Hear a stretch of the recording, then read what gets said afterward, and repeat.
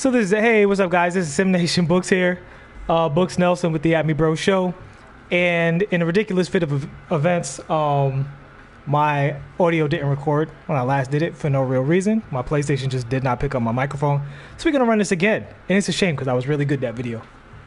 So this is basically the 5 things that you need to know before you make your build. So here's the deal. I would love to make a whole bunch of build videos for you guys. There's a bunch of great build videos out there. There's a bunch of terrible ones. But the bottom line is there are 5 pieces of information that I personally know that I need before I can tell you guys what's...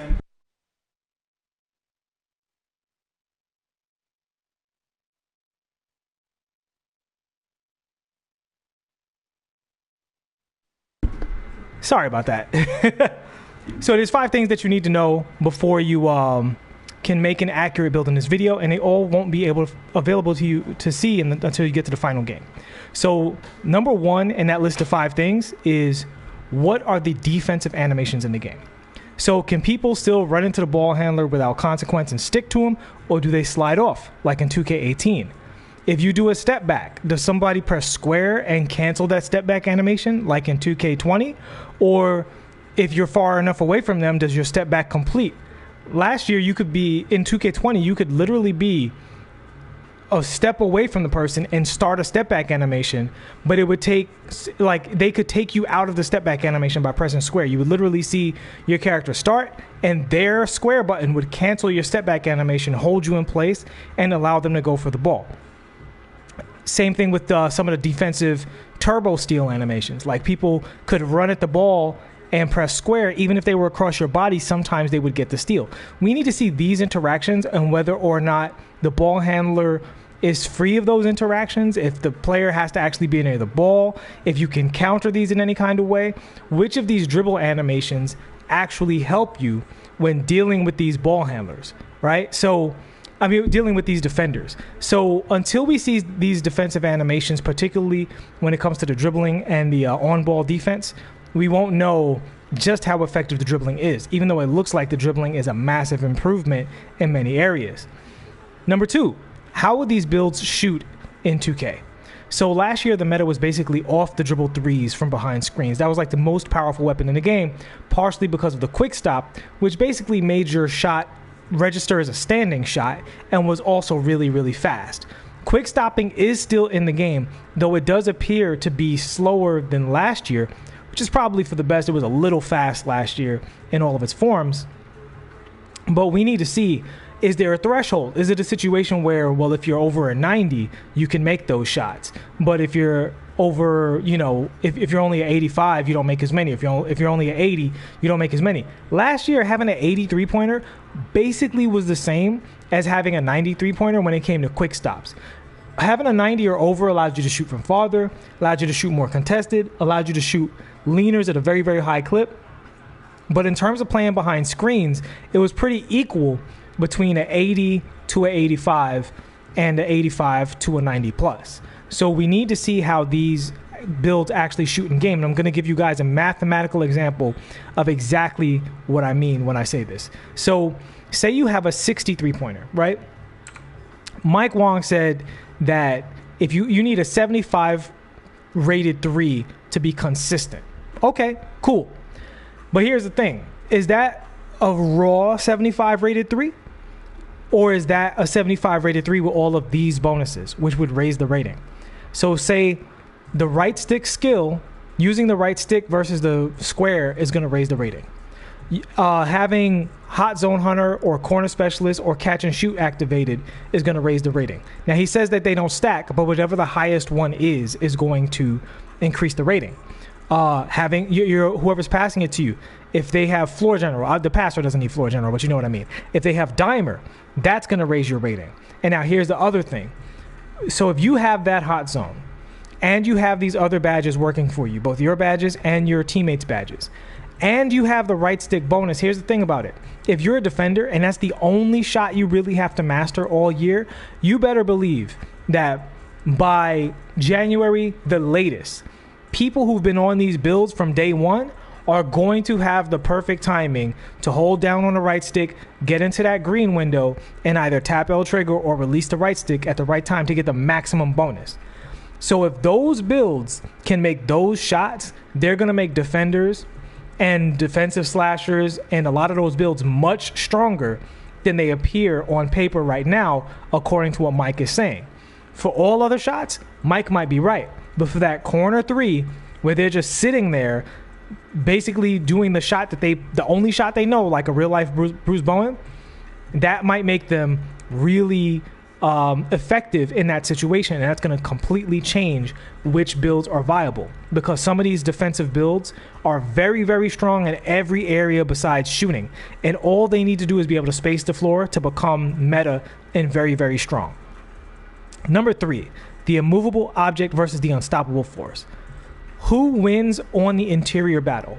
So last year, you couldn't Shaq people, really, right? Like if you had a paint beast, you would get a few Shaq dunks here and there, and you could post hook cheese here and there. But by and large, if you had a 6'7" max wingspan defender, you could pretty much defend anybody. And all of the advantages you had in speed and handling and pick and roll defense and just general shot blocking and chase downs was much more than compensated for by your lack of size and the occasional time that you got dunked on the interior.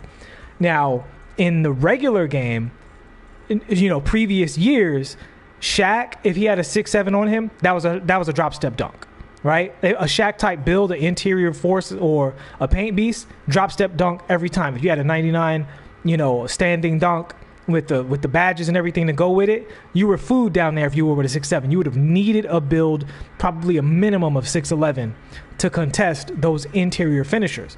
So now it begs the question, who is going to win the battle between post scorers and interior finishers versus these defenders? Do I need a tall defender to stop those guys? That dramatically changes which actual centers are going to be meta this year. Because as it is going off of last year, the speedy center with max wingspan, excellent pick and roll defense, and a little bit of ball handling, cheesy with the lobs, that was like the best thing in most phases of the game. The only place in the game that you really benefited from having a very tall center was basically Pro-Am and Rec Center. So that's that part. Who's going to win that battle? Number 4, will high skill right stick layups be a thing, or will the block button shut all of that down and make dunking necessary to finish? So here's why that's really important. There's a lot of great looking builds that have high layup and low dunking. And having played the game myself, I've seen slashers get really good dunk animations, and playmakers have been dramatically nerfed in that regard. Two-way playmakers have been dramatically nerfed in that regard. And just basically anybody who's not a purely athletic character does not have the same finishing ability when it comes to dunking as slashers do. And slashers have the great layups as well as pure defenders also are still pretty much pure slashers, right? So here's why that's important. If you can actually complete layups in this game when you're open and people can't do chase downs from all the way across the screen anymore, that makes that much more viable. If people can't just stand anywhere near the paint and be contesting your layup because you have good right stick timing, that's going to make all of these play sharp and shot creator builds much, much more viable. And some of these playmaker builds much more viable because they'll still be able to finish. And we also, I'm not going to bury the lead here, but we also need to see what these layup animations in these packages look like, because finishing with layups is something that has not been realistic for in any kind of defensive traffic. Like if you're wide open, sure. If they're way behind you, sure. But the thing that saved most people last year was having the overpowered hop step save you from all of your other bad finishing outcomes. With that being nerfed, and with the actual ratings of the dunking being nerfed across the board for non-slashing, non-purely athletic builds, I need to see if that right stick layup is actually a thing, or is that just something that Mike hopes is a thing, but at the end of the day, when somebody comes in and presses triangle, it doesn't matter if they're near you, if they're behind you, if they're on the side of you, they have like a 70% chance of making you miss that layup. It doesn't really matter where the contest is. Now, I'm fully aware that many, many times last year, layups went in when they were highly contested, and layups missed when they weren't contested. The point is, they were not consistent. And particularly if you were already standing under the basket, they were so slow that any character in the game could recover and take you out. So we need to see what these layups look like before we can judge which of these builds might be better, because there's some really good offensive threat builds out there that can dunk, and there's some really good play shot builds out there that can definitely shoot the lights out and dribble really, really well. So the battle between those two builds will likely be decided by how good layups are. Last thing, number 5. What are the animations and when do they unlock? So here's what I mean. Right now, we have not seen all of the dribbling animations. Last year, you did not need an 86 ball handle to ISO. So if that's true this year, then chasing an 86 ball handle is more of a preference than a necessity. Right now, I will say from playing the demo, it feels like having an 86 ball control is much, much stronger than it was last year in terms of all of the things that you can do with an 86 ball control versus things you can't do. But that having been said, we need to see all of these size-up packages, all of these behind the backs, all of these crossovers, and all of these spins, because there might be moves that are so fast and so good that you're basically speed boosting without momentum dribbling. You're speed boosting without doing a behind the back momentum, right? So until we see that, we don't know that. And then the other thing is, when do these unlock in terms of the other animations in the game? What are the dunk packages? What ratings do you need to unlock those dunk packages? And let me repeat that. What ratings do you need to unlock which dunk packages? Last year, there were certain dunk packages that were basically perfect at an 80 dunk rating. If you had an 80 dunk rating, you could equip Kobe and Westbrook and call it a day. Get your baseline reverses, and you were basically an elite dunker. You didn't need an 85 or a 90. There was some nice stuff up there, but you didn't need that stuff. I thought contact dunks was very, very overrated, because when most people go to dunk, they're not going to dunk on people unless they're screwing around. When you're trying to win, you're trying to get an open dunk, right? And an open dunk is, I get a speed boost animation out of my dunk that allows you to not contest me, like with the reverse dunk, like with, again, several of the dunks in the packages that I've said were dunks that if you were near me, the dunk would allow me to finish without you being able to contest it. So until we see those dunk packages and what their requirements are, I would say hold the phone on your builds, because a lot of people might be ignoring standing dunk, but it might literally be something like, say, Bam Adebayo has a dunk package in the game and it requires a 65 standing dunk. And when you put your build together, you literally did everything right except you put a 59 standing dunk and you screwed yourself. You know what I mean? So until you see that, we don't really know what the optimization is going to be of these builds until we see the animations. Now, so that's the 5 things you need to know. Just to review, what are the defensive animations? How's the shooting actually going to work in the field with all of the bonuses active versus what ratings work and what ratings don't for what situations? Number 3, who wins the battle between interior defenders versus interior scorers? Number 4, are layups real, or is it just something that we hope works and is actually bad if anybody press the block button? And number 5, what do these animation packages look like? When do they unlock? And where are the OP animations hiding? Are they hiding up at the elite parts of the ratings? Do you need a 90 dunk rating to get the best dunk packages? Or is there a really sick dunk package at a 75? You need an 86 ball control so you can do all the momentum stuff? Or is there a really sick size-up package that allows you to break people off without having to do that stuff so you can use your build in other ways and sacrifice that ball handling? So those are the things we need to know. So the last thing I want to talk about is just overall how we look at the meta, right? So a lot of people, when they look at these build videos, like an OP build and this, that, and the other, what they really think about is whether or not the build is trash. That's not what decides the meta. What decides the meta is what's the best build, because the best build makes the second best build not meta. To give you an example, so last year, the pure defender was not a bad build. It had a clear weakness. It was not a good shooter, but it wasn't a bad build. It was an excellent defender. It was an excellent slasher. It had perfect athleticism, right? Which meant you could also make it pretty tall because it couldn't really shoot anyway, so height was really not an issue. However, what made that build a bad build was the fact that if you put playmaking or shooting with the defensive build, their defense was still elite, right? So if a mixed defensive build has elite defense, then it makes a pure defensive build completely obsolete.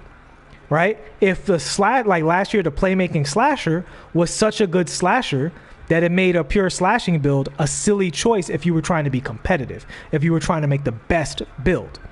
So that's the thing that I'm going to be looking at as well, is which of these builds solve problems that the other builds can't solve. Keep in mind, and this is just a hint, all of the slashing has been nerfed across the board to make sure that the slashing pie was more valuable. I'm not saying that makes slashing better. I'm just saying that if you want elite dunking, you may have to either go full red or put blue in your build somewhere to get some of the animations you want. That might be the case. So the top builds are the ones that dictate everything.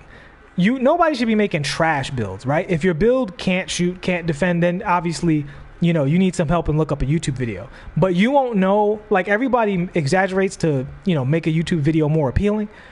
But you won't know what's really OP until you see how these things that I laid out for you play out. And this will determine which builds are truly competitive and which builds are for fun. I have one last point I want to make before I get out of here. I'm not speaking against making builds for fun. I'm all for that. The most important thing, more important than making the best build yourself, is making sure that your build complements the builds of the people that you're playing with.